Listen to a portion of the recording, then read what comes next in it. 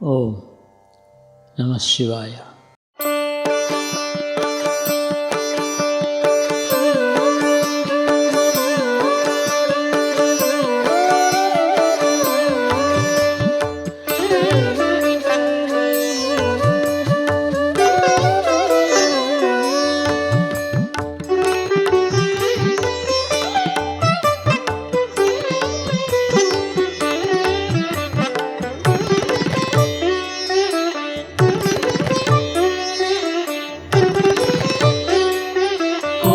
భజింతము సద్గురు చరణము భక్తిగను శివానందుని చరణము కోరి భజింతము సద్గురు చరణము భక్తిగను శివానందుని చరణము భవభయహరణము భవసంతరణము భవభయహరణము భవసంతరణము నత జన శాశ్వత సౌఖ్య వితరణము కోరి భజింతము సద్గురు చరణము భక్తిగను శివానందుని చరణము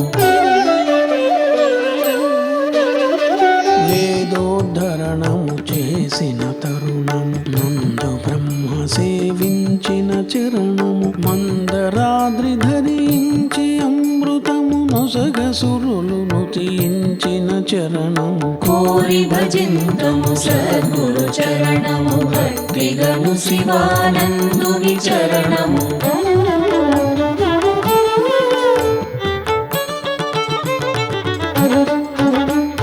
దూచోరుని వధింపగదారుని ప్రేమతో బట్టిన భూవిభుచరణము హిరణ్యకశిపుని సంహరించు తరి ప్రహ్లాదుడు సేవించిన చరణము కోరి భజింతము సద్గురు చరణము భక్తిగను శివానందుని చరణము నేలను నింగిని నిండిన చరణము బలిన నగించిన వామను చరణము క్షత్రియ నాశన దీక్షను పగతురతు నిమిన భార్గవ రాముని చరణము కోరి భజింతము సద్గురు చరణము భక్తిగను శివానందుని చరణము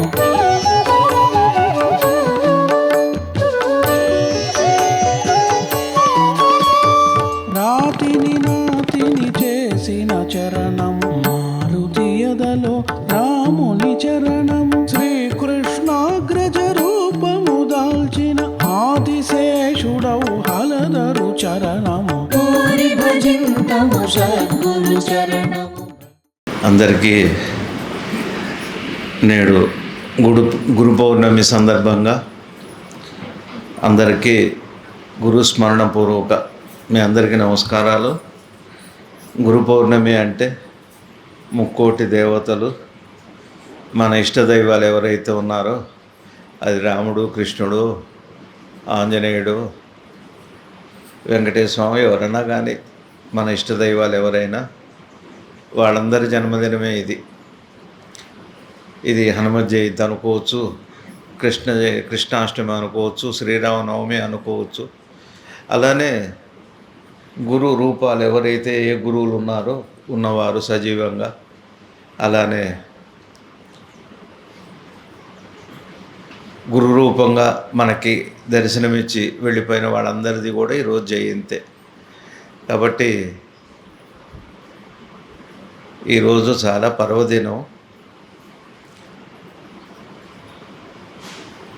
ఈ గురు పౌర్ణమి అనే మాట 2 మాటలు ఎక్కువ చెబుతాను, ఎక్కువసేపు చెప్పను. ఎందుకంటే తర్వాత మళ్ళీ గురువుగారి పూజ చేసుకోవాలి అందరూ. అందుకని ఒక పావు గంట 20 నిమిషాలు ఏదో చెబుతాను నేను. గురు పౌర్ణమి అంటే అందరికీ తెలుసు, వెన్నెల పూర్ణంగా వెన్నెల ప్రకాశించేది, చల్లగా హాయిగా ఉండేది, అందరికి ఇష్టమయ్యేది. ఎండాకాలమైనా కూడా ఆ చల్లపూట రాత్రి వెన్నెల అంటే అందరికి ఇష్టం. సరే, వెన్నెల అంటే చెబుతాను నేను. మరి మనందరికీ ఇల్లు, వాకిలి, పిల్ల, భార్య, పిల్లలు, మరి స్నేహితులు ఉన్నారు, కుటుంబం చాలా పెద్దది. ఇంతమందితో ఉన్నాం, మనం సంసారంలో ఉన్నాం. మరి ఈ సంసారంలో ఉన్నప్పుడు ఆర్థిక ఇబ్బందులు, ఆరోగ్య ఇబ్బందులు, మరి ఎన్నో రకాల ఇబ్బందులు, సమస్యలు.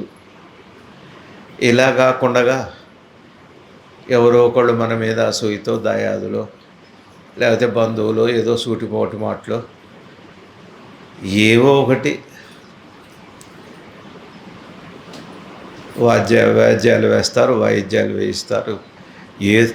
ఏదో ఒక అశాంతి రోజు ఉండనే ఉంది కుటుంబంలో. పిల్లలు పెళ్ళిళ్ళు కాక, పిల్లలకి పిల్లలు పుట్టక,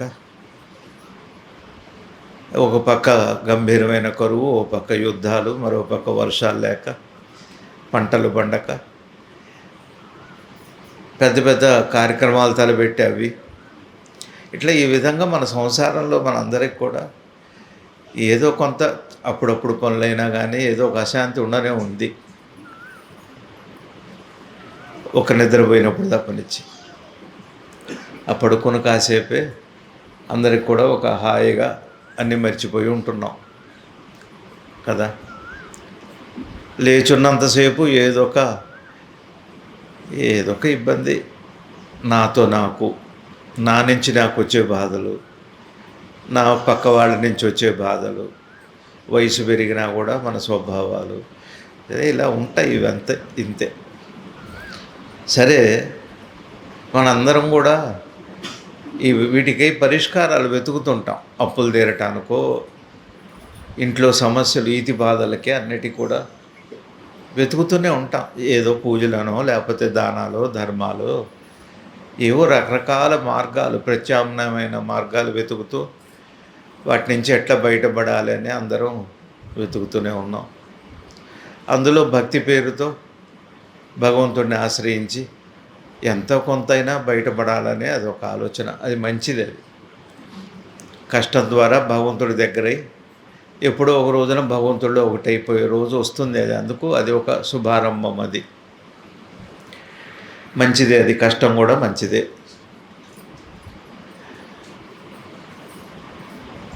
అందుకని మొత్తానికి మా మనసు ఏం చేస్తుంది అంటే చాలా కారణాలు, పరిష్కారాలు వెతుకుతూనే ఉంటుంది.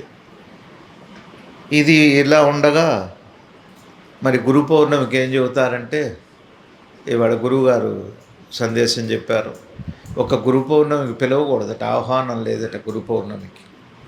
కానీ అందరూ రావాల్సిన పండగట, గురువును గుర్తించుకోవాల్సిన పండగట, గురువుకి కృతజ్ఞత చెప్పుకోవాల్సిన పండుగ. అది ఎందుకు అంటే చెబుతాను నేను. ఈ గురు పౌర్ణిమ అనేది మనం జ్ఞానులని వింటున్నాం సమాజంలో. ఓ రమణ మహర్షుల వారు, భగవాన్ రమణ మహర్షుల వారు మహాజ్ఞాని.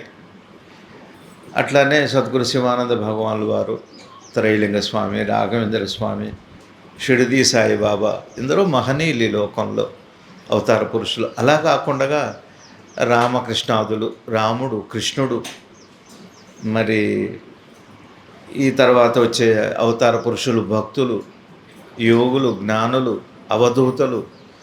ఇప్పటికీ అవధూతలు ఉన్నారు ఈ లోకంలో.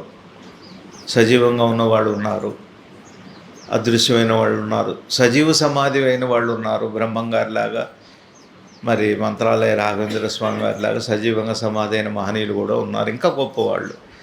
అలా ఈ కాలంలో మనతో పాటుగా సంసారం చేస్తూ, ఈ సంసారంలో మనలాగానే ఎంతోమంది సామాన్యులు ఉన్నప్పటికీ కూడా అటువంటి వాళ్ళు కూడా ఈ లోకంలోనే ఆనందంగా ఉన్నారు. ఎట్లా? ఇదే కాలం, ఇదే లోకం, ఇదే సమాజం. రాముడు ఇక్కడే పుట్టారు, ఈ దేశంలోనే, మన అదృష్టం కొద్దీ. కృష్ణుడు ఇక్కడే పుట్టాడు, ఈ దేశంలో, ఈ లోకంలోనే. మరి ఇదే సమాజం.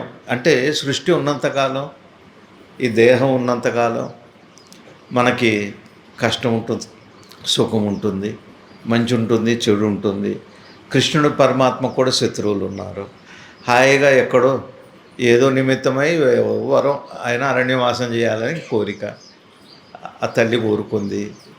సరే, తండ్రి చెప్పకపోయినా మీరు ఇచ్చిన మాటకి నేను వెళుతున్నా అన్నారు. ఆయన వెళ్ళారు. ఎవరో సీతామ్మవారిని ఎత్తుకు వెళ్ళిపోయారు. ఆయన కష్టాలు అప్పుడు ఉన్నాయి. మళ్ళీ రాక్షసులు, వాళ్ళతో యుద్ధాలు, మళ్ళా అవమానాలు, రాముడికి కూడా అవమానం, సీతకి అవమానం. అదే మనిషి, ఆయన మనలాగా దేహం తీసుకుని వచ్చిన వారే. మరి కృష్ణ పరమాత్మకి 100 మంది ఉన్నారంటే 100 మందిలో 90 మంది శత్రువులు, 10 మంది ఆయన గుర్తుపట్టి ప్రార్థన చేసిన వాళ్ళు 10 మంది. మిగిలిన వాళ్ళందరూ కూడా ద్వేషించిన వాళ్ళే. చివరికి ఆయన చూస్తుండగానే మరి ద్వారక మునిగిపోయింది. భార్యలనేమో దోచుకొని వెళ్ళిపోయి వాళ్ళ దారిని వాళ్ళు వెళ్ళిపోయారు. పిల్లలందరూ, వంశం అంతా పోయింది, ఎవరో ఒకళ్ళు మిగిలారు. అట్లా అడవిలోకి వెళ్ళి ఇంకా అట్లా మౌనంగా ఉంటే ఎవరో ఒక బాణం వేసి తన మృత్యువును తానే ఆహ్వానించుకొని ఆయన శరీరాన్ని ఆయన వదిలిపెట్టారు పరమాత్మ. చూడండి, ఇవన్నీ ఆలోచిస్తే కష్టాలు సుఖాలు ఇదే మనుషులు. ఇప్పుడు రకమైన గొడవలు, అప్పట్లో కోర్టులు ఈ వాయిదాలు వేయటం, నోటీసులు ఇవ్వటం, అట్లా ఇంకా రాదు. ఉంటే అట్లుండేదో తెలియదు. అప్పట్లో ఇట్లా అంత మహిమానుమతులైన అవతార పురుషులైన వాళ్ళు అలా ఉన్నాయి. కాకపోతే నేను ఎందుకు ఈ మాట చెబుతున్నానంటే, వాళ్ళు ఉన్నారు, మనం ఉన్నాం ఇదే లోకంలో. కానీ వాళ్ళు ఆనందంగా ఉన్నారు, మనమేమో దుఃఖపడుతున్నాం. ఏమిటి భేదం? ఒక రమణ భగవాన్ ఎందుకు అంత వారు ఉన్న 72 ఏళ్ల సొంత పూర్తి ఆయుర్దాయంలో ఆయన ఏమన్నారంటే, 1 నిమిషంలో అయిపోయింది నా జీవితం అంతా అన్నారు. 1 నిమిషం. ఎలా గడిపారు? అనారోగ్యం, క్యాన్సర్ వచ్చింది. మరి భక్తులు ఎంతోమంది ఎన్నో ఇబ్బందులు, అవి బాధలే. మరి ఆయన మనుషులు ఒక్కళ్ళేనంటే కోతులు, పశుపక్షాదులు, ఎంతోమంది యోగులు మారువేషాల్లో అక్కడ ఉండేవారు. ఎంత బాధ ఆయనకి. కొంతమంది భక్తులు బాధపడితే ఏడ్చేవారు భగవాను ఉన్నారు. కానీ అఖండం అంత అంటూ ఏమంటున్నారు? మనమైతే ఏం చెబుతాం? ఏముంది, జీవితం అంతా కష్టాలే అని చెబుతాం. భగవాన్ ఏమన్నారు? 70 ఏళ్ల జీవితం 1 నిమిషంలో అయిపోయినట్టుగా. అప్పుడే అయిపోయిందా? వికృతి నామ సంవత్సరం అప్పుడే వికృతి వచ్చిందా అని అన్నారు. ఇప్పుడు ఇక్కడ కూడా ఇంతమంది మనం అందరం సమావేశం అయ్యాం. అందరికీ సుఖపడుతున్నారని నేను అనుకోను. రకరకాల శత్రు బాధలు ఉండవచ్చు, ఆర్థిక ఇబ్బందులు ఉండవచ్చు, అనారోగ్య బాధలు ఉండవచ్చు, సంసార బాధలు ఏమున్నాయో ఎవరికి ఉన్నాయో ఉన్నాయి. ఉన్నప్పటికీ కూడా శాంతిగా ఉన్నవాళ్ళు ఉన్నారని నేను అంటున్నాను. లేరంటారా మీరు? అనగలరా? ఇందులో అందరూ దుఃఖంతోనే ఉన్నారంటారా? శాంతిగా ఉన్నవాళ్ళు ఉంటారు. కాకపోతే పర్సెంటేజ్ తక్కువ. ఎలా ఉండగలిగారు? మరి వాళ్ళకి ఇవే కష్టాలు కదా. సరే ఇక్కడ ఒక 3 మాటలు చెప్పి కంక్లూడ్ చేస్తాను నేను. రాములు వారు చిన్నతనంలోనే ఈ ఆధ్యాత్మిక విద్య వశిష్ఠుల వారి దగ్గర నేర్చుకున్నారు.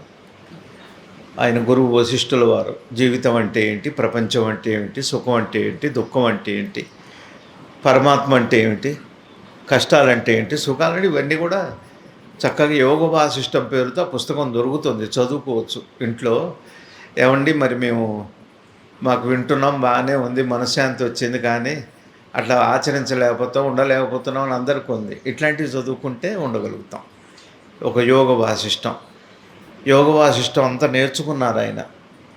మధ్యలో ఆయన అన్నారు, నాకు ఈ రాజ్యం వద్దు, ఈ పెళ్ళి పిల్లలు ఇవేం వద్దు, నాకు ధ్యానం చేసుకుంటా అంతర్ముఖం అయిపోతా అన్నారు శ్రీరామచంద్రమూర్తి స్వామి. వశిష్ఠుడినవి ఇంకా చెబుతాను నీకు అని చెప్పారు. పూర్తి అయిపోయింది. అయిపోయాక రాముల వారిని అడిగారు వశిష్ఠుల వారు, రామా నీ మనసు ఎలా ఉంది చెప్పు అన్నారు. అంటే రాముల వారు అన్నారట, సముద్రంలో ఆటుపోట్లు ఉంటాయి. పోటు అంటే అవతలకి వస్తుంది, అలా ఆట అంటే అవతలకి వెళ్ళిపోతుంది. అవి మన మనసు లాంటివి, కష్టాలు సుఖాలు. కష్టం ఉంటుంది, సుఖం ఉంటుంది. ఈ శరీరానికి సుఖం ఎట్లా ఉంటుందో కష్టం కూడా అలానే ఉంటుంది. మరి మనసు కూడా ఉంది కదా మనకి, సంతోషం ఉంటుంది, దుఃఖం ఉంటుంది, 2 ఉంటాయి ఈ శరీరం వచ్చాక. ఇవే ఆటుపోట్లు. మనసు బాగుంటే శరీరం బాగుండట్లేదు, శరీరం బాగుంటే మనసు బాగుండట్లేదు. ఏదో ఒక ఇబ్బంది, బాధ. పోనీ మనం బాగున్నాము, మన పిల్లలకి బాగుండదు. ఏమి నా పర్లేదు, నా భార్య బాగలేదు, బాగుండకపోయినా పర్లేదు, నేను బాగున్నా అనుకోం కదా. తండ్రికి బాగపోయినా, పూర్వకాలం తల్లిదండ్రులకు బాగపోయినా విలువలాడిపోయేవాడు. ఇప్పటిలా కాదు. ఒకప్పటి కుటుంబ వ్యవస్థ అలా ఉంది, ఎవరికి బాధ రానివ్వలేదు. సరే, రాములు వారిని అడిగారు, రామా నీ మనసు ఎలా ఉంది, ఇది విన్నావు కదా. చిన్న వయసే, చంటివాడే. అంత చంటితనంలో ఆ చక్రవర్తులు మరి ఎట్లాంటివి వినాలి? లోకం గురించి కదా తెలుసుకోవాలి. వైరాగ్యం ఎందుకు, దైవం గురించి ఎందుకు నేర్పాలి పిల్లలకి చిన్నతనం నుంచే మంచి మాటలు నేర్పాలి, జీవితం నేర్పాలి, జీవి గురించి చెప్పాలి, జీవికి జీవితం గురించి, దైవం గురించి చెప్పాలి.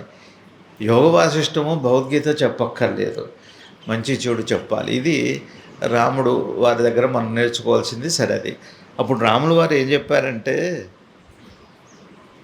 గురుదేవా, నా మనసు సముద్రంలో ఉన్న ఆటుపోట్లతో కూడిన అలలతో ఉన్నప్పటికీ ప్రశాంతంగా నా మనసు ఉంది అని చెప్పారు. అది యోగ వాసిష్టంలో రాములు వారు. ఆ తర్వాత జీవనం ఎలా ఉంది చెప్పండి. ఎలా ఉంది మీకు తెలుసు. రామాయణం, రాజ్యం ఇస్తే రేపు పట్టాభిషేకం అన్నారు. లేదు, వెళ్ళాలి అడవికి, మంచిదన్నారు. రేపు పట్టాభిషేకం, మంచిదన్నారు. అది అలా ఉంది. సుఖము ఉంది, దుఃఖం ఉంది. ప్రశాంతంగా బయలుదేరాడు. పెళ్ళయి ఉంది, వాళ్ళు చక్రవర్తులే. మరి మనం మా అత్తగారింటికి వెళ్ళిపోతాను లేదు, ఏమీ అనలేదు. బయలుదేరాడు ఒక్కడే, నువ్వు రమ్మని చెప్పలేదు. అమ్మ బయలుదేరింది, నేను వస్తా మీతో పాటు. ఏం వాళ్ళు జాతకాలు చూడలేదు, దినఫలాలు చూసుకోలేదు, ఏమీ చూసుకోలేదు. ఎవరిని జాతకాలు అడగలేదు, యజ్ఞాలు చేయించలేదు. ఏమన్నా వాస్తు బాగుందా బాగలేదా ఇట్లాంటివి ఏం లేకుండానే ఆయన కట్టుకున్నట్టే నార బట్టలు కట్టుకున్నారు. నార బట్టలు కట్టుకొని అరణ్యవాసానికి వెళ్ళిపోయారు. ఆ కథ అంతా మీకు తెలుసు, ఎన్ని కష్టాలు పడ్డారో.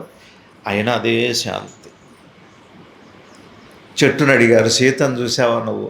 పక్షిని అడిగారు, వెతుకుతూ ఏడుస్తూ అలా వెళ్ళిపోయారు. అక్కడ భగవాన్ చెప్పిన ఒక కథ ఉంది, మనకి సమయం తక్కువ ఉంది. ఎప్పుడు శివుడు రామ జపం చేస్తారట. రామ రామ రామ అని తపస్సులు.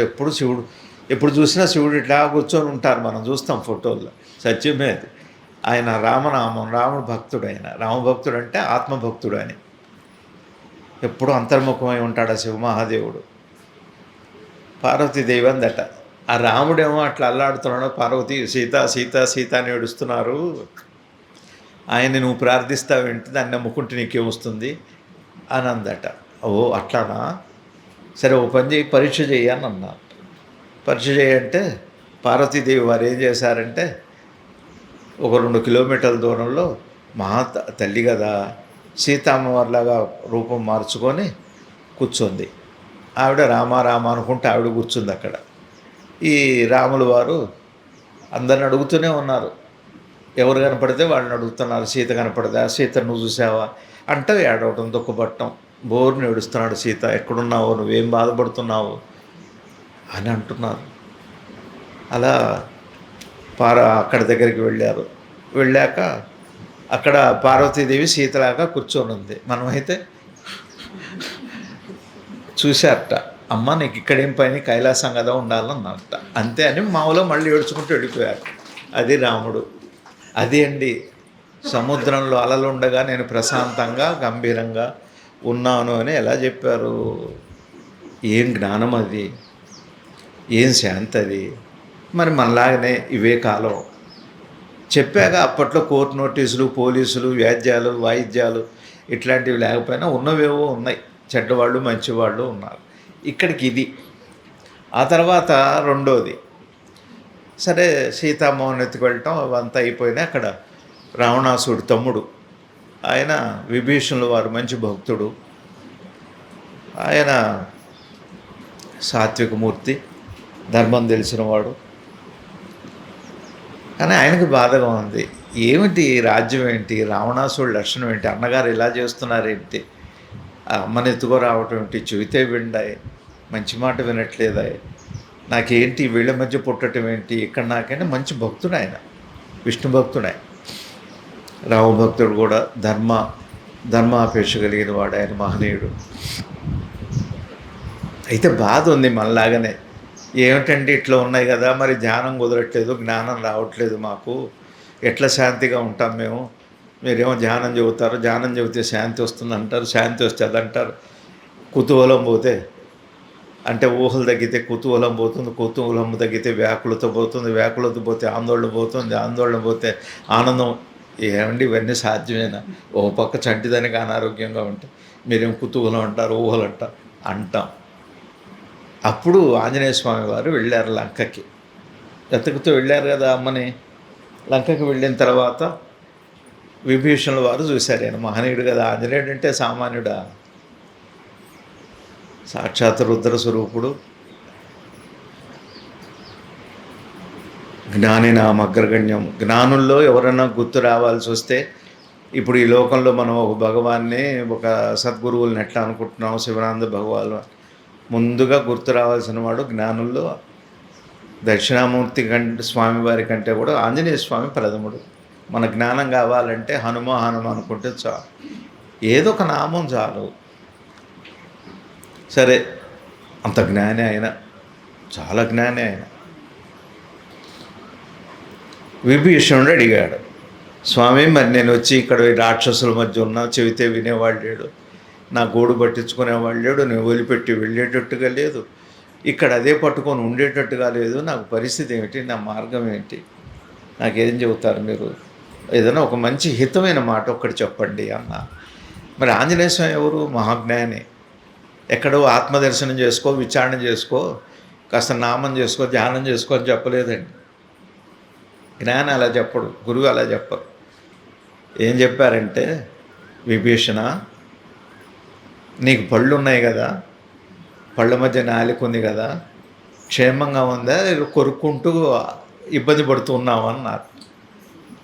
ఎంత ఇది జ్ఞానదంతం కానీ అదంతం ఇదంతం, కొన్ని పొద్దునైన పళ్ళు కింద పైన 32 పళ్ళ మధ్య ఒక నాలిక, మరి అన్ని రుచులు దానివే. పంటికి ఏ రుచి ఉంది? పంటిని బట్టి రుచి చెబుతాం, నాలికని బట్టి చెబుతాం. కొద్దిగా అన్నాన్ని మెత్తగా చేస్తుంది, నాలికదే పెద్ద పని, నాలికదే అంత ఉన్నదంతా నాలికలోనే ఉంది, దాన్నే శూర్పణఖ అని చెబుతారు. సరే ఏదో లేండి. అయితే ఆంజనేయ స్వామి అన్నట్టుగా నీ పళ్ళ మధ్య నాలిక ఎలా ఉంటుంది అన్నట్ట. పళ్ళు ముందే ఉన్నాయా అన్నట్ట, లేవు తర్వాత వచ్చినాయి అన్నట్ట. మన నాలిక ఎప్పటిదన్నట్ట, పుట్టినప్పటి నుంచే ఉందన్నట్ట. మరి చివరి వరకు పళ్ళు ఉంటాయా అన్నట్ట, ఊడిపోతాయన్నట్ట. చివరి వరకు ఉండేది ఏమిటన్నట్ట, నాలికే అన్నట్ట. మొదటి నుంచి చివరి వరకు ఉండేది నాలికే, మధ్యలో వచ్చి మధ్యలో పోయేవి పళ్ళే, ఈ మనసు కూడా మధ్యలో వచ్చి మనసులో పోయేదే, ఈ బాధలు కూడా వచ్చి పోయేవే సుఖం దుఃఖంగా. అయినా నీ నాలిక ఇష్టమైనవని తింటూ కూడా, నాలిక కొరుక్కోకుండా తింటలా మనం, పిల్లలు కూడా కొరుక్కోరు. ఆ నాలిక అటు ఇటు కదలాల్సిందే. ఏదన్నా అంటే ఎట్లా అనుకుంటూ తింటాం, కానీ కొరుక్కోం పొరపాటు కూడా, ఎప్పుడో అదాటున కొరుక్కోవటమే. కానీ అంత గాయం కానివ్వం. చూడండి, ఈ నాలిక ఎవరో కాదు మీ శాంతి, ఈ నాలిక ఎవరో కాదు మీ ఆనందము, ఈ నాలిక ఎవరో కాదు మీ ఆత్మ, ఈ నాలిక ఎవరో కాదు మీరే. ఆ పళ్ళు ఎవరో కాదు మీ మనసే, ఆ పళ్ళు ఎవరో కాదు మీ బాధే, ఆ పళ్ళు ఎవరో కాదు మీ దుఃఖమే. దాని మధ్య నాలికలాగా ఉండండి అన్నట్ట విభీషణుడు. మరి ఆంజనేయ స్వామి ఉన్న కాలం ఎక్కడిది? ఆయనకే కష్టం లేదు. రాములు వారి కోసం అంత కష్టపడ్డారు, సీత కోసం వారు ఎతకడం ఏంటి, సంజీవిని పర్వతం దేవడం ఏంటి, లక్ష్మణ స్వామిని బతికించడం ఏంటి, ఎన్ని చేశారు ఆంజనేయ స్వామి. రామాయణం అంతా ఆయనదే ముఖ్య పాత్ర. మరి ఎందుకు ఆయనకన్నా అక్షయ్ కుమారుడు కొడితే గాయాలు అయిపోయినాయి, ఆంజనేయ స్వామి గుళ్ళంతా గాయాలు అయిపోయినాయి. రాములు వారు చూసి తమలపాకులు తీసుకొచ్చి అద్దారట ఆంజనేయ స్వామికి. అబ్బో ఇంత బాధపడుతున్నావా పాపం. ఏంటిది అంటే, అమ్మో రాములు వారు నాకు తమలపాకులు, అందుకని ఆంజనేయ స్వామికి తమలపాకు పూజ చేస్తాం, అందుకని ఇంక ప్రీతి. రాములు వారికి ఇష్టమైన పని ఎంత పని అయినా చేస్తారు. ఒకసారి పోయేటప్పుడు సీతమ్మవారు సింధూరం పెట్టుకొని కనపడుతుంది. అమ్మ ఏంటి ఇది కొత్తగా ఉందని. ఏం లేదు, రాముల వారికి మంచిది ఇష్టం ఆయనకని. మళ్ళీ చూస్తే ఆంజనేయ స్వామి గుర్తుపట్ల సీతమ్మవారు మొత్తం సింధూరం పూసుకున్నారు, ఖాళీగా లేకుండా. అది రాముల వారికి ఇష్టం అని. అట్లా ఆంజనేయ స్వామి మహాజ్ఞాని, మహాభక్తుడు, మహాయోగి ఆయన. వారు చెప్పింది మనకొక సందేశం. రాముల వారు ఏం చెప్పారు?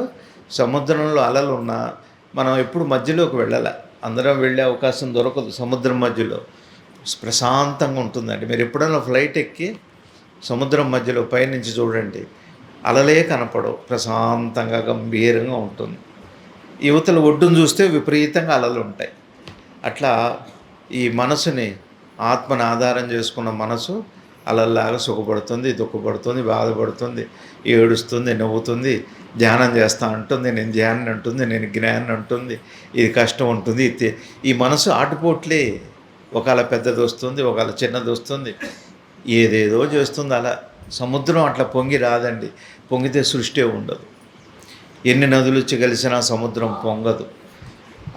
అలా గంభీరంగా ఇన్ని ఆటుపోట్లు ఉన్నప్పటికీ కూడా, ఇన్ని సంగమాలు ఉన్నప్పటికీ కూడా అలా సముద్రంలా ఉండమని రాముడు చెప్పాడు. ఆంజనేయుడు ఏం చెప్పాడు? పళ్ళ మధ్య నాలికలాగా ఉండమని చెప్పారు. ఉండవచ్చు. ఇప్పుడు అదే మనకు చాలా సముద్రం మనకు తెలియదు, కానీ మన పళ్ళతో ఎంత జాగ్రత్తగా ఉంటున్నాం. పళ్ళని జాగ్రత్తగా ఉంచుకుంటాం, నాలికని జాగ్రత్తగా ఉంచుకుంటాం. పళ్ళు చేసే పని పళ్ళు చేస్తాయి, నాలుగు చేసే పని నాలుగు చేస్తుంది. కానీ నాలికని ఎంత జాగ్రత్తగా కాపాడుకుంటామో, మన శాంతి పళ్ళ మధ్య మనసులాగా ఉన్న అలా కాపాడుకోమని చెప్పారు. అదొక కథ కాదు, సత్యం అది. అలా రాములు వారి కథ, మరి ఆంజనేయ స్వామి కథ. కృష్ణుడు కూడా అడిగేట, నాకెన్ని పుట్టినప్పటి నుంచి చంపాలని ప్రయత్నం చేశారు, 5వ రోజునే నన్ను చంపాలని పోతునొచ్చింది. 5 రోజులే చంటివాడు కృష్ణ పరమాత్మ.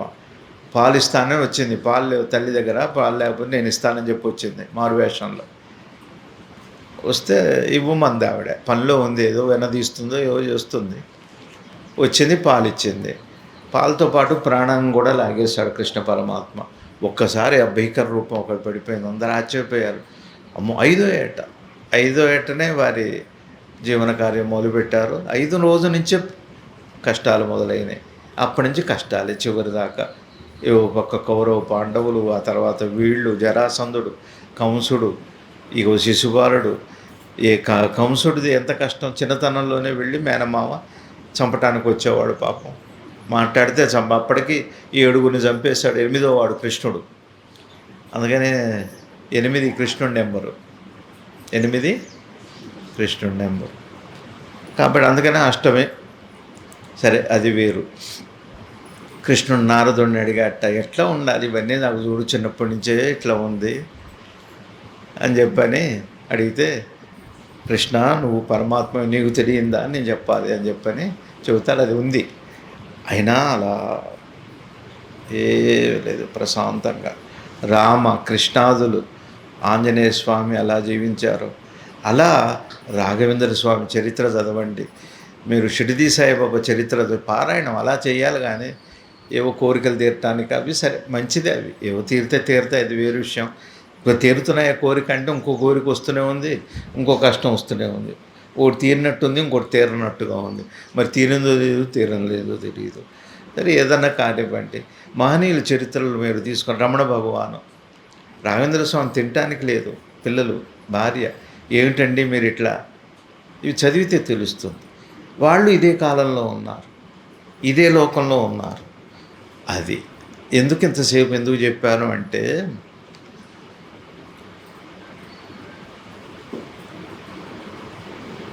ఈ జ్ఞానులు ఏం చేస్తారు అంటే, జ్ఞానులకి అంటే పరమాత్మ దర్శనమైన వాళ్ళు మహనీయులు, జ్ఞానులు. వాళ్ళు పిలిస్తే పరమాత్మ కనపడతాడు. వాళ్ళకి ఏది లోటే లేదు, ఈ లోకంలో ఏదనుకుంటే అది సిద్ధిస్తుంది వాళ్ళకి. వాళ్ళు అవతార పురుషులు, పరమాత్మ దర్శనమైన వాళ్ళు, అనంతమైన ఆనందంలో ఉంటారు. వాళ్ళని మనసు బాధ పెట్టలేదు. వాళ్ళు ఏం చెబుతున్నారంటే, జ్ఞానులు ఏం చెబుతున్నారంటే, ఒక మాట చెబుతున్నారు. ఏమని చెప్పారంటే, పరమాత్మ దర్శనం అయ్యేటప్పుడు, పరమాత్మ దర్శనం అయిన తర్వాత, పరమాత్మను దర్శిస్తున్నామనే ప్రయత్నంలో కూడా మనసు ఉండదట. ఏమంటున్నారు? దాన్ని ఏం చెబుతారంటే, ధ్యానంలో మనసు ఉండదంటారు, సమాధిలో మనసు ఉండదట. మనసు ఉండదు సమాధిలో. తురియము అని పరమాత్మను మీరు చూస్తున్నారు అనుకోండి, అప్పుడు మనసు ఉండదు. ఇప్పుడు మీరందరూ నన్ను చూస్తున్నారు కదా, మనసు ఉంది. మనసు ఉంది కాబట్టి చూస్తున్నాం అనుకుంటున్నారు, వింటున్నాం అనుకుంటున్నారు, ఇది పండగ అనుకుంటున్నారు, ఆనికి లేచి వెళదాం అనుకుంటాం. ఇదంతా మనసు వల్ల. సరే, ఇది బాగుంది, ఇది మనకిది. వాళ్ళకి సమాధి ఇప్పుడు కావాలంటే కూర్చుంటారు భగవాను. మీరు వస్తారు, ఎక్కడి నుంచి వచ్చారంటారు, మేము బొల్స్పాడ్ నుంచి వచ్చామంటారు. అలా పక్కకి వెళ్ళిపోతారు. ఆయన మనసు కూడా సమాధిలోకి వెళ్ళిపోయి ఏం తెలియదు ఇంక వారికి. ఈ దేహం తెలియదు. అలా అలా చూస్తుంటారు, ఏం ఉండదు, మనసు ఉండదు. ఉండగానే మళ్ళా వారికి క్యాన్సర్ ఉంది, భక్తులు మనలాంటి వాళ్ళు ఉన్నారు, మనలాగా వెళ్ళి మాకు పిల్లలు లేరండి, మాకు పెళ్ళి కాలేదండి, మరి ఒక పెళ్ళి అయింది, భార్య పోయింది, ఇంకో పెళ్ళి ఏంటి, మరి దీని సంగతి మీ అభిప్రాయం ఏంటి? జ్ఞానిగా మీరు సమాధిలోకి వెళ్ళి చెప్పాలి. బయట ఉండి చెప్తే ఒప్పుకోరు వీళ్ళు, సమాధిలోకి వెళ్ళి చెప్పాలి. పూర్వకాలం నేను ప్రశ్నలు చెప్పేటప్పుడు అలా కళ్ళు మూసుకొని చెప్పేవాడిని. ఎవరితో అన్న కళ్ళు తెరిచి కళ్ళు మూసుకోండి ప్లీజ్ అనేవాడు. వాళ్ళ కళ్ళు మూసుకొనే చెప్పాలి. ఎట చెబితే ఏముంది, సమాధానం కాదు వాళ్ళకి కావాల్సింది, నేను కళ్ళు మూసుకోవటం కావాలి. అట్లా భగవాన్ కనుక కళ్ళు తెరిచి మీకు ఇంకో పెళ్ళి లేదని నాకు అనిపిస్తుంది అంటే ఒప్పుకోం. సమాధిలోకి వెళ్ళి ఒకసారి వెళ్ళాక ఏం తెలియదు ఆయనకి, మనకు అది తెలియదు. పడి సమాధిలోకి వెళ్ళాక వాళ్ళకి ఏం తెలియదు. యువతులుండే చెప్పాలేదన్న. ఎవరో ఒక ఆయన నాకు పెళ్ళి ఇష్టం లేదు, ఆయన 2 పెళ్లి చేసుకుంటా వెళ్ళన్నారు ఒక వరంగల్ వారికి. 2 అయినాయి ఆయనకి పెళ్ళిళ్ళు. నేను చేసుకోను, నేను ఇక్కడ ధ్యానం చేసుకుంటా అన్నారు. అలా కాదులే, నీకు 2 పెళ్ళిళ్ళు ఉన్నాయి, ఇక్కడ ఉండవులే అన్నారు. గంట ఆయన నాగయ్య గారు కూడా అట్నే వెళ్ళారు. నేను పాడుకుంటే ఇక్కడే ఉంటా. కాదు, నీకు చాలా పని ఉంది, నువ్వు వెళ్ళిపోమ్మన్నా. మరి ఇట్లాంటి మనలాంటి వాళ్ళు ఎంతమంది. మరి గురువు గారు ఉన్నారంటే హోమియో మందులు ఇవ్వాలి, ప్రశ్నలు చెప్పాలి, జబ్బులు తగ్గించుకోవాలి, మసాజులు చేయాలి, మరి కోపం తగ్గించుకోవాలి, బతిలాడాలి, ముద్దులాడాలి. ఇవన్నీ చేస్తే కానీ మన గురువుగారికి అన్ని కష్టాలు. ఆయనేమో సన్యాసి కాదు, అట్లనే మరి అవధూత కాదు. ఆయన వారికి భార్య, 4 పిల్లలు, మనవలు, మనవరాళ్ళు, వాళ్ళు, మనం, మళ్ళీ వీళ్ళ కోపాలు, వీళ్ళకి తాపాలు. మాకు కూర అందలేదని ఒకడు, మాకు లేట్ అయిందని ఒకడు, మమ్మల్ని ముందు పిలవలేదని ఒకడు. అబ్బబ్బబ్బా, ఈ గురు కుటుంబంలో ఉన్న గొడవలు అసలు కుటుంబంలో కూడా ఉండవు. అంత మహనీయులం మనం. జ్ఞానం కోసం వెళ్తాం, కూర లేదని అడుగుతాం. చాలా చిత్రమైంది వ్యవహారం ఇది. ఈ మనసు కదా, మరి మనసు వచ్చిందిగా. అదే నిద్రపుచ్చితే కాస్త ఒక మత్తు మాత్రం వేసి గురువు దగ్గరికి పోతే అంత సోంపాదో లేకపోతే ఏదో మాత్రం కాంపోజ్ వేసి పడేస్తే పడుంటారు హాయిగా. లేచాక నువ్వు సమాధిలోకి వెళ్ళావు అంటారు. ఓ హట్టన స్వామి ఇంకో మందు వేస్తే సరే, లేచినప్పుడు అలా ఏదో క్లోరోఫామ్ ఇస్తే సరిపోతుంది. అయిందా? జ్ఞాని దగ్గరికి వెళ్ళి అడిగితే ఏమంటారంటే, మాకు సమాధిలో మనసు లేదండి, మీతో మాట్లాడేటప్పుడు కూడా మనసు లేదన్నారు. ఇప్పుడు మీరు మనసు లేకుండా మాట్లాడి చూద్దాం. అసలు మనసు లేకుండా ఇంటికి వెళ్ళండి, మనసు లేకుండా కూర చేయండి. ఒక నమ్మకం కలిగింది మనకి. ఈ మనసు లేకపోతే ఏం చేయలేం, ఈ దేహం చేయలేం. నా బోళ్ళు కార్యాలు ఉన్నాయి, నాకు సంసారం ఉంది, పిల్లలు ఉన్నారు, బోళ్ళు అప్పులు ఉన్నాయి, బోళ్ళు బాధ్యతలు ఉన్నాయి. ఇన్ని మనసు లేకపోతే అవ్వదు అంటాం. జ్ఞానం ఏమంటాడంటే, మనసు లేకపోతే చాలా బాగా అయితే సమాధికే మనసు అవసరం లేనప్పుడు, పరమాత్మ దర్శనానికే మనసు అవసరం లేనప్పుడు, పరమాత్మ శక్తిలో, అనంత శక్తిలో ఈ సృష్టి అంతటా ఆవగింజంత ఉంటుందట. గురువుగారు చెప్పారు, పరమాత్మ శక్తిలో ఈ లోకాలు 14 లోకాలు కానివ్వండి, అందాకెందుకు ఈ లోకం, ఈ చిన్న సంసారం ఎంత ఉంటుందంటే ఆవగింజంత. మరి పరమాత్మ శక్తి ఆకాశం అంత ఉంటుంది. ఆకాశమంతులో ఆవగింజ ఎంతో చూడండి. ఆకాశమంత దాంట్లోనే మనసు లేదు, ఆవగింజకి మీ మనసు ఎంత అవసరం అని చెబుతారు అంటున్నారు జ్ఞాని. ఆలోచన చూడండి మీరు. ఇప్పుడు మన నమ్మకం ఏంటి చెప్పండి? మనసు లేకపోతే ఏమన్నా అవుతాయి పనులు. దృఢంగా నమ్మాం. కానీ మనకి సమాధిలో మనసు పోగొట్టుకోవాలంటాం, ఇక్కడ మనసు ఉండాలంటాం. మనసు ఉంటేనే పనులు అయితే అంటాం. ఈ మనసు నిలబడట్లేదంటాం. ఈ మనసును ఎలా కట్టడి చేయాలంటాం, ఎలా ఆలోచనలు ఆపాలంటాం, ఎలా ఊహలు, ఆలోచనలు, అనుభవాలు, అనుభూతులు, బాధలు, దుఃఖాలు ఇవన్నీ మనసు వల్లే వస్తున్నాయి. మనసు అంటే ఏం లేదండి, మనసు అంటే అనుభవము అని అర్థం. మీకు అనుభవాలు ఎప్పుడు ఉన్నాయి? మెలకు వస్తే ఉన్నాయి, నిద్రపోతే. భగవాన్ ఏమన్నారంటే, అన్ని అనుభవాలు కూడా మనసు లేనప్పుడే ఉన్నాయని చెబుతున్నారు జ్ఞానులు. గురువుగారు చెప్పారండి, సద్గురువులు చాలాసార్లు చెప్పారు. వారి జీవనం కూడా అలానే ఉంది. వారు శరీర స్పృహ లేనప్పుడు కూడా వారి పూజ చేసుకున్నారు. వేళ్ళకి అన్నీ జరిగినాయి. శరీరం చేస్తుంది. ఇప్పుడు మీ స్నానం చేస్తున్నారు, మీకు తెలుసా తెలియకనా? అన్నం తెలిసి తింటున్నారో తెలియకుండా, ఎలా తెలిసి మాట్లాడో తెలియదు. బుద్ధి ఉందే బుద్ధి లేదా అంటారు. మనసు ఉండి ఉన్నవాడిని అంటారు ఆ మాట. ఇన్ని పొరపాట్లు చేస్తాం ఇంత మనసు పెట్టుకొని. వాళ్ళకి మనసు లేకుండానే ఏ పొరపాటు, లవలేశం పొరపాటు జరగదు. అది ఆ జీవన వైభవం. సాధ్యమైంది. మరి ఒక భగవానికి సాధ్యమైంది, ఒక రాముడికి సాధ్యమైంది, మనిషిగా ఒక కృష్ణుడు మనిషి అవతారమే, మానవ రూపమే, వారికి సాధ్యమైంది. ఓ రాఘవేంద్ర స్వామికి సాధ్యమైంది. ఓ సద్గురు శివానంద భగవానులు వారు అట్లానే ఉన్నారు. చూసాం అలా. మీకు కూడా సాధ్యమే, మనకు కూడా సాధ్యమే. కానీ మనం ఏమనుకుంటున్నాం?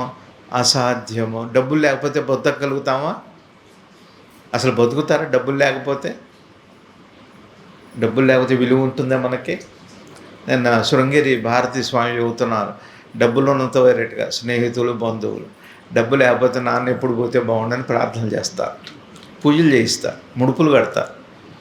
మీకైనా పిల్లలైనా ఎంతవరకు గౌరవం ఉంటే.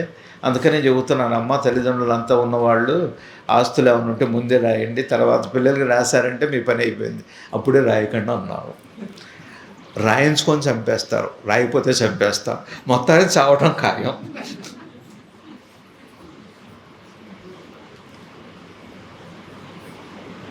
అంటే డబ్బు లేకపోతే బతకగలమా? జీవించగలమా? ఒక గంట గడుస్తుందా? చెప్పండి, మనస్ఫూర్తిగా చెప్పండి అందరూ. డబ్బు లేకపోతే గడుస్తుందా? విలువ ఉంటుందా? విలువ ఉంటుందా డబ్బు లేకపోతే? ఒక గంట గడుస్తుందా మనకి?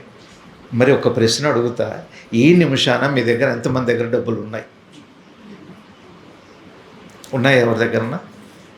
చూపెట్టండి, మీ పర్సులు చూపెట్టండి. రూపాయి ఉందేమో, పైసా ఉందేమో చూపెట్టండి. అయినా మీకు గౌరవం ఉంది, అయినా మీ దగ్గర శాంతి ఉంది, అయినా మీకు అన్నీ ఉన్నాయి. ఏం గంట బతకలేమంటున్నారే? ఏం బాగానే ఉన్నామే, ఇప్పుడు కూర్చొని అరగంట అయిందే. ఎలా ఉండగలిగాం డబ్బు లేకపోతే? అది ఉంది, దానికి అంతవరకే ఉంది ప్రయోజనం. కానీ డబ్బు వల్లే కాదు.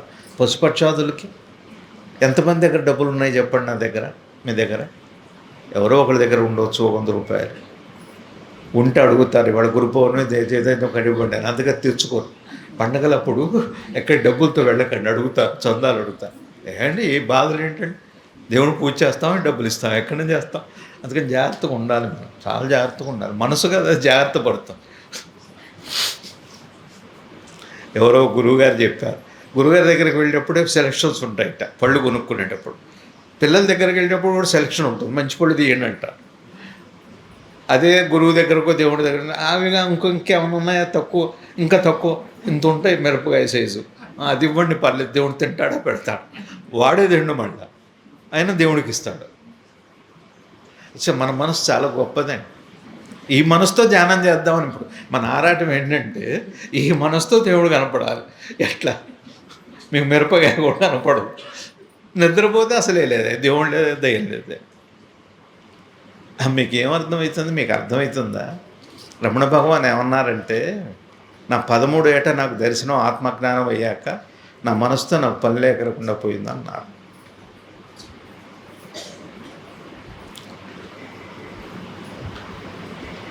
మనం నమ్మాం, పిల్లలు లేకపోతే ఎట్లా, పెళ్ళి కాకపోతే ఎట్లా, తినకపోతే ఎట్లా, తింటే ఎట్లా, అన్నీ ఇక లేచిన తర్వాత ఏమేమి ఉన్నాయో అవన్నీ మనసుతోనే ముడిపెట్టాం.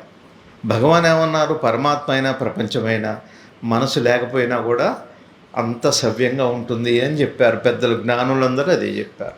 గురువు గారిని అడిగారు ఒకసారి, మీరు ఎట్లుంటారు స్వామి అని అడిగారు. అంటే 1 నిమిషం క్రితం ఏముందో నాకు గుర్తుండదు, 1 నిమిషం తర్వాత నాకు పని లేదన్నారంటే మనసు లేదు. అయినా చక్కగా 4 పిల్లలు, పెళ్ళిళ్ళు, మనవలు, మనవరాళ్ళు, మీరు, నేను, మా బాధలు, మా గొడవ, నేను పోయి నాకు జ్ఞానం కావాలి, చూస్తానులే అంట. ఏం తొందర ఏమొచ్చింది ఇప్పుడు జ్ఞానం? ఇక్కడ ఒక మాట, 2 మాటలు చెప్పి ముగిస్తా. ఇప్పుడు మీకు ఏమర్థమైంది చెప్పండి? ఈ మనసు పోవాలి. ఇప్పుడు మనకి తెలిసిన బాధ ఏమిటి అంటే, ఈ కుటుంబ సమస్యలు, ఈ ఇతి బాధలు, ఇవన్నీ. మరి తెలియని బాధ ఏమిటి అంటే, తెలియదు. భగవంతుడు ఒకటి, జ్ఞానం ఒకటి, ధ్యానం ఒకటి, ఇవి తెలియని బాధలు. ఇప్పుడు దేవుడు కనపడాలి, అది బాధే. అది తెలియని బాధ. ఏమో తెలిసిన బాధ, అప్పులు తీరాలి, పిల్లలు పుట్టాలి, ఇవి తెలిసిన బాధలు కొన్ని. తెలియని బాధ ఏమో ఆధ్యాత్మికం, తెలిసిన బాధ ఏమో సంసారం. ఆధ్యాత్మికం ఒక బాధ, సంసారం మరో బాధ, మొత్తం మీద బాధ. ఇకపోతే పోగొట్టుకోవాలని ఇంకో బాధ. ఆ బాధ పోవాలని ఈ బాధ ఉండగా ఈ మనసులో బాధ ఎలా పోతుంది? ఆ బాధ చాలా పెను ప్రమాదం. అది హుద్హుద్ తుఫాన్ లాంటిది. సరే, భగవాన్ జ్ఞానులు ఏం చెబుతున్నారంటే, గురువు దగ్గరికి వెళితేట మీకు మంత్రం ఇవ్వరట. అడిగితే సరిలేండి, అది వేరే విషయం. భారం పెట్టరట, ఇచ్చేయండి అది చేయండి అని. ఒక పని చెబితేట మనసు సృజనాత్మకత వస్తుందట. దానికి ఏదో చేయాలని వస్తుంది. అప్పుడు సృజనాత్మకతకు వచ్చిన తర్వాత మనసుకి లోపల పరమాత్మను గుర్తుపెట్టే శక్తి పోతుందట. అందుకని మంత్రం ఇవ్వడు గురువు. నువ్వు వచ్చే ఇచ్చేయి అని చెప్పడు, మీకుంటే చెబుతాడు. అది పోగొట్టడానికి, ఉన్నది తీసేయటానికి చెప్పటమే కానీ కొత్తది ఇవ్వటానికి గురువు చెప్పడు. గురువు భారమే పెట్టడు, గురువు ఏ భారము పెట్టడు. ఇంకొక మాట, జ్ఞాని ఏం చేస్తాడు అంటే, ఇప్పుడు మనం ఉన్నాం కదా, ఏమండి మరి సమాధిలో మనసు లేదంటున్నారు, మరి సమాజంలోకి రాగానే మనకి మనసు వచ్చింది, మరి మనసు లేకపోతే మా జీవనం వెళ్ళదు కదా, కనీసం దీపం కూడా పెట్టుకోలేం కదా, మన మనసు కావాలి కదా అంటున్నారు. అక్కర్లేదు, మనసు లేకుండానే మీకు అది ఇది ఒకేసారి వచ్చేది మనసు. చిత్రం ఏమిటంటే, ఈ ప్రపంచంలో సుఖం, పరమాత్మ నుంచి వచ్చే జ్ఞానం ఒకే పర్యాయం, ఒకే నిమిషంలో మనసు పోగొట్టిస్తాను నేను నీకు అని ఏం చేస్తాట? సత్యం తెలిసిన జ్ఞాని, ఆత్మదర్శనం పొందిన జ్ఞాని ఏం చేస్తాట? అలా చూస్తాట వాళ్ళ కళ్ళల్లోకి. అయిపోయింది, మీ మనసు పోయింది ఆ క్షణంతో.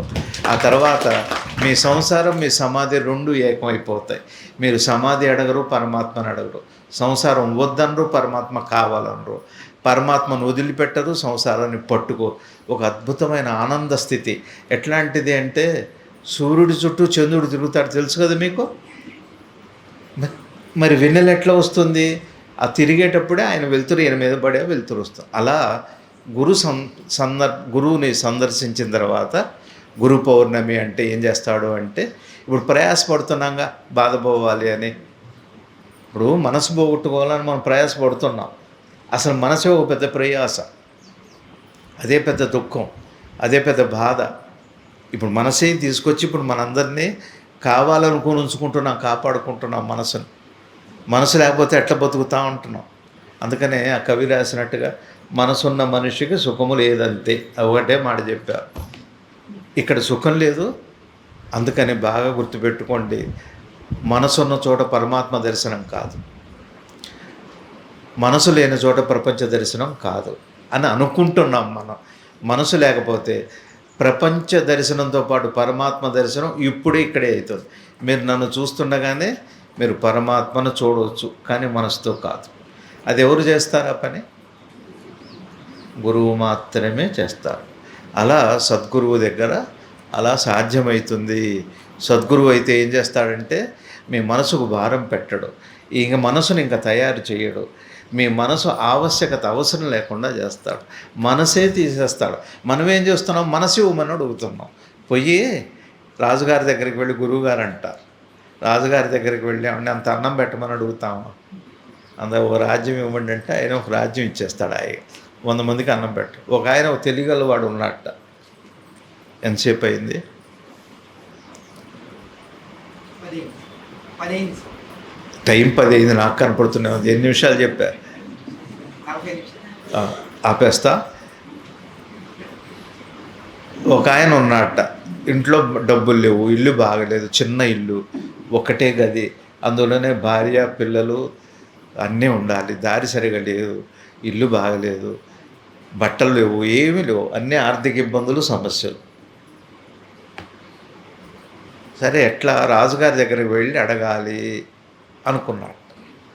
రాజుగారి దగ్గరికి వెళ్ళి అడగాలి అనుకుంటే, భార్య మరి రాజుగారి దగ్గరికి వెళ్తే ఏదన్నా ఏదో ఇస్తారు కదా, ఏదో 100 రూపాయలు 1000 రూపాయలు పూటన్న వెళ్తుంది. సరే అని వెళ్ళాట. చాలా తెలివిగలవాడు ఆయన. వెళ్ళి రాజుగారి దగ్గరికి వెళ్ళి కొలువులో వెళ్ళాక రాజుగారు అడిగారు, ఏం కావాలి నీకు అన్నారు. రాజుగారు అన్నట్ట, ఏం కావాలని అడిగితే నన్నట్ట ఏమొద్దు మహారాజా ఒకసారి మా ఇంటికి రండి అన్నట్ట. ఏమి వద్దు నాకు అట్లాంటి ఆశలు లేవు, ఒకసారి రండి అన్నట్ట. మరి రాజుగారు వస్తే ఇల్లు ఎట్టుండాలి, ఆ రోడ్డు ఎట్టుండాలి, ఆ వసతులు ఎలా ఉండాలి? ఇప్పుడు మన గవర్నమెంట్ మినిస్టర్ వస్తున్నారంటే వెంటనే రోడ్డు యుద్ధ ప్రాతిపదిక, మనం అదే గుంటల్లో నడువులు రిగెట్టు ప్రయాణం చేసినా బాగోదు. కానీ ఒక గవర్నర్ వస్తున్నారంటే మొత్తం బాగు చేస్తారు. అట్లా రాజుగారి ఇంటికి వస్తున్నాడని ఇల్లు కట్టారట. మొత్తం అన్ని ఏర్పాట్లు సకల సంపదలు కూరినాయి. రాజుగారు వచ్చాక మళ్ళీ అదే దాంతో చక్కగా విందు చేశాడు, చక్కగా జీవనం. అలా గురువు దగ్గరికి వెళ్ళి మీరు ఎన్నన్నా అడగండి, లౌకికమైన కోరికలు అడగండి, కంటే కూడా ఒక శాంతి ఇవ్వండి అని అడిగితే ఆ శాంతి ఎలా వస్తుందంటే మనసు ఉండగా కాదు, మనసు తెలుసుకుంటే. మనసు తెలిసేవాడే గురువు. అదే గురు పౌర్ణమి అంటే. మనసు పోతే ఎలా? మనసులో బాధ పోతే చాలు, మనసు పోయినట్టే. మనసుకు ఒక లక్షణం బాధ, మనసుకు ఒక లక్షణం జీవనం. మనసులో జీవనంలో బాధ పోతే ఇంకేముంటుంది? మనసు ఉంటుంది. బాధకి విశేషించి వాడతారు మనసు అని. కాబట్టి గురువు దగ్గర పౌర్ణమి అంటే సూర్యుడి వెలుగు ప్రకాశం. గురువుగారు అంటారు, అందరూ వచ్చి నాకు జ్ఞానం ఇవ్వండి, మాకు తపస్సు చేసే శక్తి ఇవ్వండి, మాకు ధ్యానం చేసే శక్తి ఇవ్వండి, మా మనసు నిలిపేట్టుగా చేయండి అని అడుగుతారు. ఒక్కడు శాంతి అడగరు. అది అడిగితే అన్నీ అయిపోతాయి కదా, అది అడగాలి వివేకం అంటారు గురువుగారు. కాబట్టి గురు పౌర్ణమి అని ఎందుకు చెబుతున్నానంటే ఈ మనసు లేకుండా చూడండి ఒక్కరోజు నా వైభవాన్ని.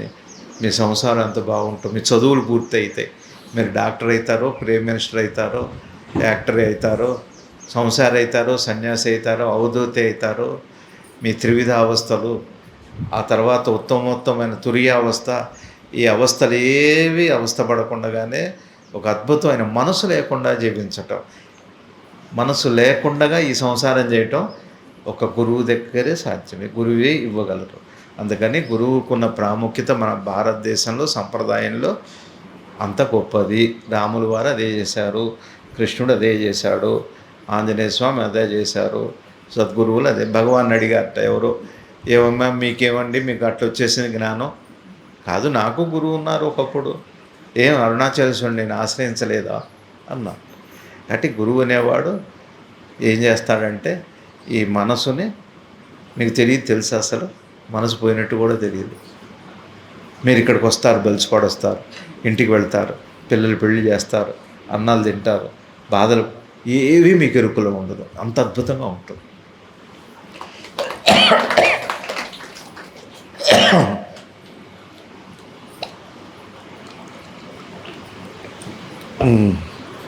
ఆ స్థితి ఒక అద్భుతమైన వరమమ్మ. ఈ జన్మని సార్థకంగా చేసుకోవటానికి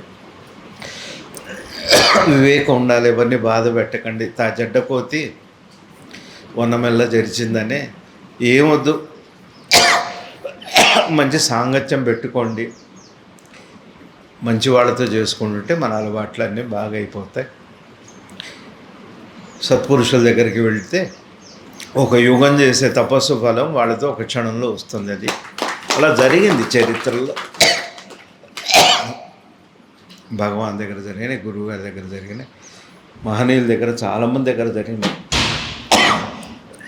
ఎక్కిరాల భరద్వాజ గారి చరిత్రలో కూడా అలా జరిగిన సందర్భాలు. ఎంతమంది భక్తుల దగ్గర గురు సన్నిధికి చేరగానే మనసు పోయింది, మళ్ళా మనసు ఉన్నట్టుగా జీవించారు వాళ్ళు. మనసు లేనట్టుగా, అసలు వాళ్ళకి మనసు ఉందా లేదా కూడా మనకు అనుమానం. వాళ్ళకి నొప్పి అన్నీ ఉంటాయి, కానీ వాళ్ళకి ఎరుక ఉండవు. ఒక అద్భుతమైంది ఆ స్థితి. మరి ఆ స్థితి మనందరికీ సద్గురు శివానంద భగవాన్ వారి దయతో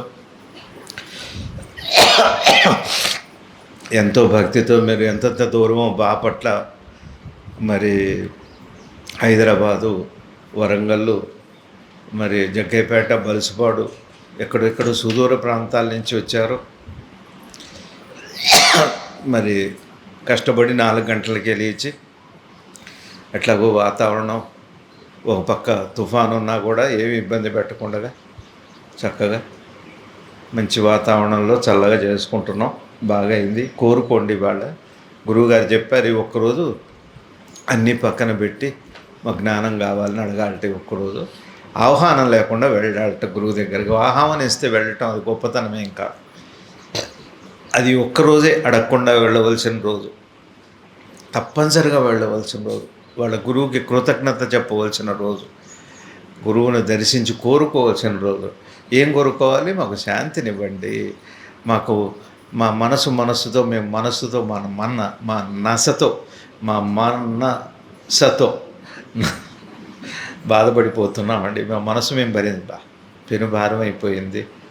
మీలాగా మీరు ఏ ఆనంద స్థితిలో ఉన్నారో, శివానంద స్థితిలో ఉన్నారో, ఆ శివానంద స్థితి మాకు కూడా ఇవ్వండి అంటే కరుణాస్వరూపుడు. చూస్తే అయిపోతుంది. అక్కడ విగ్రహం లేదు, బాగా గుర్తుపెట్టుకోండి. అక్కడ ఒక సజీవ చైతన్య మూర్తి, స్ఫూర్తి, ఆనందమూర్తి అక్కడ ఉంది. అంతటా ఉన్నారు గురువు. బాగా గుర్తుపెట్టుకోవాలి. ఈ మనసు పోయిన మరుక్షణం ఎంత ఆనందదాయకంగా ఉంటుందంటే, ఇంట్లో కష్టాలు ఉంటాయా లేవో మీకు తెలియదు. దైవం ఉన్నాడా లేడా కాదు, అంత దైవం అవుతుంది. ఏది లేదంటామో అది ఉందంటాం. ఈ మనసు మనకు అలా మాయ చేస్తుంది. మనసు అంటే ఎప్పుడు కూడా నిర్ణయిస్తుంది, వద్దంటుంది, కాదంటుంది, కావాలంటుంది, ఊహిస్తుంది. మన ఊహలతోనే ఎక్కువ ఉన్నాం. అన్నపూర్ణ గారు మీ వాళ్ళు వచ్చారా? హైదరాబాద్ వాళ్ళు ఎవరు? వీళ్ళేనా? ఓ, మీరు అన్నపూర్ణ గారి గ్రూపు. నా పాయింట్ మీకు అర్థమైందే? ఈ మనసుకు విలువ ఇవ్వకండి. మరి ఎట్లా పోగొట్టుకోవాలి మనసుని అంటే, మీకు నామం ఇష్టమైతే చేయండి చాలు. ఏం లేదు, మనసు అంటే ఏం లేదు. మనసు అంటే రెండు లక్షణాలు మనసుకు ఉన్నాయండి. ఒక కాయనికి రెండు ముఖాలు ఉన్నట్టుగా ఇప్పుడు ఈ సెల్ ఫోన్ ఉంది, ఇటు ఉంది, ఇటు ఉంది. హాయి తనకైనా రెండు ఉంటాయి, చెయ్యన ఇటు ఉంది, ఇటు ఉంది. అట్లానే మనసుకి రెండు ఉన్నాయి. మనసుకు ఒకటి ప్రశాంతత ఉంది. మనసుకు ఒక లక్షణం ప్రశాంతత, దానికి ఆత్మ అని పేరు. మనసుకు ఇంకొక లక్షణం అశాంతి, దానికి జీవుడని పేరు. మీ ఇష్టం, ఎటు ఉండదలుచుకున్నారు, ఎటు చూడదలుచుకున్నారు అన్నది. ప్రశాంతంగా ఉన్నారా, అదే నేనెవరో తెలియటం. మీకు ఆందోళనతో ఉన్నారా, అదే నేనంటే ఈ జీవుడు అని అర్థం. భగవాన్ ఎందుకు రాముడు ఏం చెప్పాడు? ప్రశాంతంగా ఉన్న అనాలతో కూడిన సముద్రం అలా ఉండటం, అంతే. ఇంత గంభీరమైనది కాదు. మీరందరూ ఎంతో ప్రేమతో, గురుభక్తితో వచ్చారు. నా కోరిక ఏంటంటే, నాకెవరు దండలు వేయొద్దు, దండాలు పెట్టద్దు. ఈ సామాన్యుడిని ఇట్లా సామాన్యుడిగానే ఉండనివ్వండి. ఒక మంచి మాట చెప్పాను మీకు, మంచి మాటే చెబుతాను. నేను గురువును కాదు. ఈ చిన్నవాడి మాట మీకు అర్థమైంది అనుకుంటే సత్యం ఉంది. ఎందుకంటే నాలో గురుతత్వం ఉంది. అది మీకు కావలసిన ఫలాన్ని మీకు తప్పకుండా ఇస్తుంది. ఎందుకు ఇస్తుంది అంటే, మీలో కూడా గురుతత్వం ఉంది కాబట్టి. ఒకటి ఇస్తుంది, ఒకటి తీసుకుంటుంది, మరొకటి ఇస్తుంది, అంతే. గాలిచ్చే చెట్టు, మనం ఆక్సిజన్ ఇస్తున్నాం, అది కార్బన్ డైఆక్సైడ్ మనకి అది తీసుకుంటుంది, అది మనకి ఆక్సిజన్ ఇస్తుంది. మనం దానికి ఏమి ఇస్తున్నాం. గురువు దగ్గరికి వెళితే మన అజ్ఞానం ఆయనకి ఇస్తాం, ఆయన జ్ఞానాన్ని మనకిస్తాడు. అంతే, శ్రమ పోయింది. అజ్ఞానం తీసేసుకోబోయి అనాలి. గురువు దగ్గరికి వెళ్ళి భగవాన్ దగ్గరికి వెళ్ళాట ఎవరో ఒక ఆయన. వెళ్ళి భగవాన్ అడిగారట, స్వామి నాకు అందరూ ఏదో జ్ఞానం ఉంటున్నారు, ఏంటి మరి నా సంగతి అన్నారు. అంత అవసరం అయిపోయినట్టు అర్జెంటా అన్నారు. అట్లా అనకండి, అదే మన మీ దగ్గర ఉందని. సరే చెప్పు అసలు విషయం, నా జ్ఞానంగా అంటే పొనిస్తాలే. అట్లెట్లు ఇస్తారు, నేను మహాపాపిని అన్నట్టు. ఏ పాపం లేదు, ఏం లేదు. మీకు తెలియదు నేనేం చేశానో, ఎన్ని పాపాలు చేశానో మీకు తెలియదు. అఘోరమైన పాపాలు చేశాను నేను అన్నారు. అంటే ఓహో, ఒక పని చేయి, నీ పాపాలని నాకు ఇచ్చేసేయాను. అమ్మమ్మ ఇవ్వలేను, మీరు అవంతా నీకు అనవసరం. నేను తట్టుకుంటానా పోతానా, అది నా బాధ్యత. నువ్వు నీ పాపాలనే నాకు ఇస్తున్నాను ఒక మాట చెప్పు అన్నారట. సరే, కాస్త నసిగాడు అది ఇది చేశాడు. సరే, నా పాపాలన్నీ నేను మీకు ఇస్తున్నాను అన్నాను. అంతే, జ్ఞానే అయిపోయాడు. ఇంకొక ఆయన చాలా కాలం భగవానికి సేవ చేశారు. పాపం సేవ చేస్తే అందరూ పోతున్నా 70-80 ఏళ్ళు వచ్చినాయి. పాపం ఇన్నాళ్ళు సేవ చేశా, మరి అందరూ జ్ఞానం వచ్చిందంటున్నారు భగవాన్ దగ్గర. మరి జంతువులకు కూడా జ్ఞానం వచ్చిందంటున్నారు. మరి నాకేమీ ఇంతవరకు అర్థం కాలేదు. అని చెప్పని భగవాన్ దగ్గరికి వెళ్ళి స్నానం చేస్తున్నారు. భగవాన్ దగ్గరికి వెళ్ళి జ్ఞానం కావాలంటే ఏమిటి నీకు అంత అవసరం ఏంటంటే పెద్దవాడిని అయిపోయి ఉంటాను పోతాను నాకు తెలియట్లేదు, ఏ జ్ఞానం కావాలని దా అన్నారు. కావిలించుకున్నారు స్నానం చేస్తూ అయిపోయి. ఇంకా తర్వాత ఇక్కడ లేడు, మళ్ళీ మామూలుగా జీవించాడు. ఒకసారి ఇది వినండి, మీకు బాగా అర్థమవుతుంది. ఒకసారి భగవాన్ని ఒక అతను అడిగాడు, మనసు పోవటం అంటే ఏమిటి అని అడిగారట. మనసు పోవటం అంటేనా అని అలా చూసి అట్టంతే అయిపోయింది. అడుగుతూ భగవాన్ రోజు గిరిప్రదక్షిణ చేస్తారు. ఆ గిరిప్రదక్షిణ చేస్తూ బోరుగా లేదు కదా మీకు ఎవరికి, వెళ్తూ ఆయన భగవాను వెళ్తూ ఇవాళ ఏం వారం అని అడిగారు. ఇవాళ బుధవారం, టైం ఎంత అయింది? 10:15 అయింది. ఓ సరే. మళ్ళీ ఆయన ఏం చేస్తారంటే ఆయన పని భగవాన్ అట్లా ప్రదర్శనానికి వెళ్ళి మళ్ళీ ఎప్పుడో మధ్యాహ్నం ఎప్పుడో వస్తారు. వచ్చేలోపు వచ్చిన వాళ్ళని భక్తుల్ని రిసీవ్ చేసుకోవటం, వాళ్ళకి రూములు చూపెట్టడం, వాళ్ళకి ఏవో చెప్పటం, అవి ఇవి చెప్పటం, ఏవో ఆయన బాధ్యతలు అవి. ఆ తర్వాత భగవాన్ అంతా యాత్ర చేసి వచ్చాక ఒక గిరిప్రదక్షిణ అయిపోయి వచ్చాక రాగానే కాళ్ళకు నీళ్ళు ఇస్తారు. ఇది ఆయన చేసే పని. సరే భగవాను అలా కళ్ళల్లోకి చూశారు, సరే ఏమనలేదు. మనసు పోవటం అంటే ఏంటని అడిగాడు. మనసు పోవటం అంటే అని చూశారు, అంతే, ఇంకేం చేయలేదు. అయిపోయి వారం అడిగారు, ఆ తర్వాత వెళ్ళిపోయారు. వెళ్ళిపోయి వచ్చారు స్వామి. వెళ్ళిపోయి వచ్చాక ఏం చేయాలి?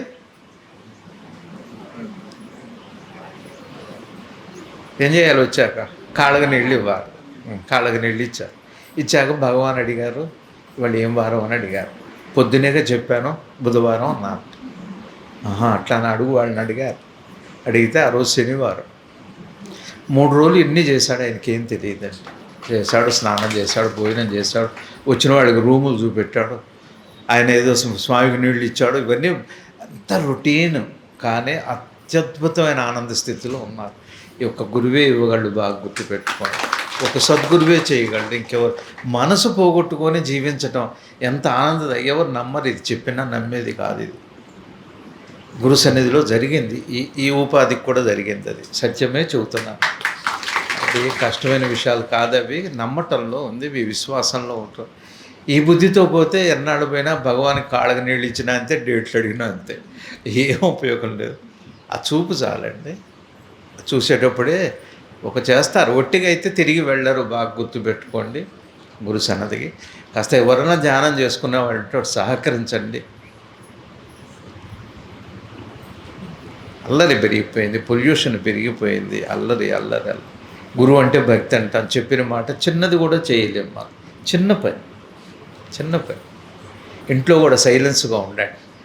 గొడవలు పెట్టుకోకండి. ఎవరితో గొడవలకి అవకాశం ఇవ్వకండి. మనశ్శాంతిగా ఉండనివ్వండి. అది కూడా పుణ్యమే. వాళ్ళకేదో పెట్టి, వాళ్ళకేదో గొడవలు పెట్టి, మనం గొడవ చేసి అరిచి అల్లరి ఏమిటి? మనసుతో ఏమిటి ఇంత అవసరమా?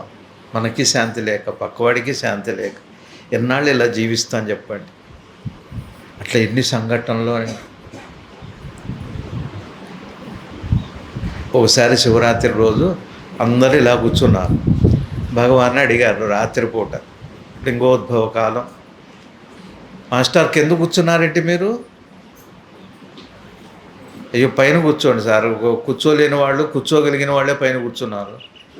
సరే, అప్పుడు అక్కడ భక్తులు అడిగారట, శివరాత్రి అంటే ఏంటో చెప్పరా స్వామి అని అడిగారట భగవాన్ని. అంటే ఉన్నారు, ఇట్లనే కూర్చున్నారు మీలాగనే. శివరాత్రి అంటేనా అని అలా చూసారట. అంతే, అయిపోయింది. మళ్ళీ పొద్దున్నే శివరాత్రి అయిపోయింది. లేచాక మళ్ళీ స్నానం చేసి ఇడ్లీలు సాంబార్ బాగుంటాయి, మీకు తెలుసో తెలియదు. వెళ్ళని వాళ్ళు వెళ్ళిరండి. ఇప్పుడు పెడుతున్నారో లేదో రెస్ట్రిక్షన్స్ వచ్చినాయట. సరే అయిపోయింది. 3 రోజులు గడిచిపోయింది. ఎవరికి తెలియదు ఆ విషయం. 3 రోజులు వాళ్ళు కూర్చున్న సంగతి, వాళ్ళు లేచిన సంగతి, 3 రోజులు కాలాలు గడిచిపోయిన సంగతి కూడా తెలియదు. అది గురు సన్నిధిలో అట్లా మన గురువు గారి దగ్గర కూడా జరిగినాయి కొంతమందికి. అలా గడిచిన సంఘటనలు ఫోన్ చేశారట గురువు గారికి. ఎవరు ఫోన్ చేస్తే మీ ఇంటికి వస్తున్నా అన్నారు. అంతే, ఏమేం లేదు, మీ ఇంటికి వస్తున్నా. ఆయనకి ఆ తర్వాత స్పృహ తెలియదు. ఆయన గురువుగారు రావటం పోవటం, ఆయన కాలేజీకి వెళ్ళటం, ఏవో చెప్పటం. మీ గురువు మీకు ప్రయాస లేకుండా మీ మనసును మీకు తెలియకుండా పోగొట్టే ఒక మహత్తర వరము, సమస్త ముక్కోటి దేవతల యొక్క సమష్టి పుణ్య దినం ఈరోజు. చక్కగా అడగండి, మీకు కావాల్సిన ఎట్లాగో అయితే ఏముందో అది అవుతుంది, అవకేమవుతుంది, ఏది జరగాలో జరుగుతుంది. అది మీకు తెలియదు కూడా జరిగింది, మీకు ఏం వచ్చినా కూడా తెలియదు. ఓ అలా అంటారు. ఎంత ఆనందంగా ఉంటుందో ఆ స్థితి. అందరికీ నమస్కారం. ఇప్పుడు గురువుకి, మన గురువుగారికి చక్కగా మనం పుష్ప పూజ అందరూ కూడా చేసుకోండి. 10:30 అయింది. మీ భోజనాల టైంకి ఆహారం ప్రసాదాలు తీసుకొని వెళుదురుగానే. అందరికీ మరి మనస్ఫూర్తిగా పాద నమస్కారాలు తెలియజేస్తూ, మీ అందరి పాదాలకి, ఎందుకంటే అందరిలో గురువే ఉన్నారు. ఏదండి పాదాల నమస్కారం ఇట్ట పెట్టక్కర్లే, పాదాల కంటే పాదాలకే వెళ్తాయి. ఎవరు ఒట్టిగా వెళ్ళరు, అది ఖచ్చితంగా చెప్పగలను నేను. Thank you. ఓం నమః శ్రీ శివానందాయ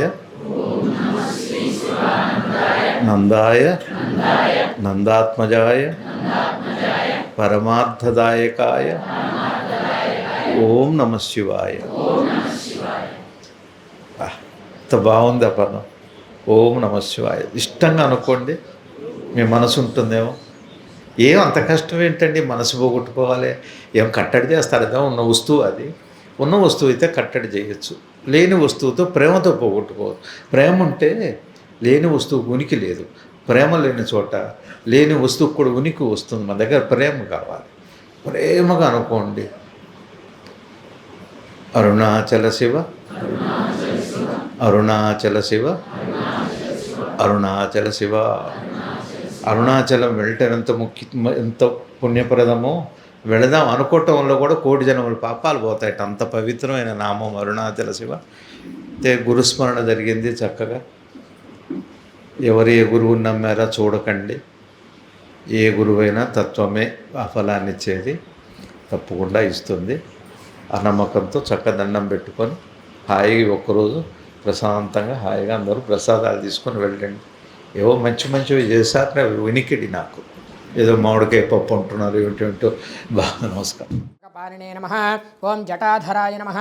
ఓం కైలాసవాసనే నమః. ఓం కవచినే నమః. ఓం కఠోరాయ నమః. ఓం త్రిపురాంతకాయ నమః. ఓం వృషాంకాయ నమః. ఓం వృషభారూఢాయ నమః. ఓం భస్మోధూళిత విగ్రహాయ నమః. ఓం సామప్రియాయ నమః. ఓం సర్వమయాయ నమః. ఓం త్రిమూర్తయే నమః. ఓం అనీశ్వరాయ నమః. ఓం సర్వజ్ఞే నమః. ఓం సోమసూర్యాగ్నిలోచనాయ నమః. ఓం హవిషే నమః. ఓం యజ్ఞమయాయ నమః. ఓం సోమాయ నమః. ఓం పంచవక్త్రాయ నమః. ఓం సదాశివాయ నమః. ఓం విశ్వేశ్వరాయ నమః. ఓం వీరభద్రాయ నమః. ఓం గణనాథాయ నమః. ఓం ప్రజాపతయే నమః. ఓం హిరణ్యరేతసే నమః. ఓం దుర్ధర్షాయ నమః. ఓం గిరీశాయ నమః. ఓం గిరిశాయ నమః. ఓం అనఘాయ నమః. ఓం భుజంగభూషణాయ నమః. ఓం భర్గాయ నమః. ఓం గిరిధ్వరణే నమః. ఓం గిరిప్రియాయ నమః. ఓం కృత్తివాససే నమః. ఓం పురారాతయే నమః. ఓం భగవతే నమః. ఓం పరమమాధిపాయ నమః. ఓం మృత్యుంజయాయ నమః. ఓం సూక్ష్మతనవే నమః. ఓం జగద్వాపినే నమః. ఓం జగద్గురవే నమః. ఓం వ్యోమకేశాయ నమః. ఓం మహాసేనజనకాయ నమః. ఓం చారువిక్రమాయ నమః. ఓం రుద్రాయ నమః. ఓం భూతపతయే నమః. ఓం స్థానవే నమః. ఓం అహిర్బుధ్నియాయ నమః. ఓం దిగంబరాయ నమః. ఓం అష్టమూర్తయే నమః. ఓం అనేకాత్మనే నమః. ఓం సాత్వికాయ నమః. ఓం శుద్ధవిగ్రహాయ నమః. ఓం శాశ్వతాయ నమః. ఓం ఖండపరశవే నమః. ఓం అజాయ నమః. ఓం పాశవిమోచకాయ నమః. ఓం మృడాయ నమః. ఓం పశుపతయే నమః. ఓం దేవాయ నమః. ఓం మహాదేవాయ నమః. ఓం అవ్యయాయ నమః. ఓం హరయే నమః. ఓం పూషరంతవిదే నమః. ఓం అవ్యక్తాయ నమః. ఓం దక్షద్వరహరాయ నమః. ఓం హరాయ నమః. ఓం భగనేత్రవిదే నమః. ఓం అవ్యక్తాయ నమః. ఓం సహస్రాక్షాయ నమః. ఓం సహస్రపాదయే నమః. ఓం అపవర్గప్రదాయ నమః. ఓం అనంతాయ నమః. ఓం తారకాయ నమః. ఓం పరమేశ్వరాయ నమః.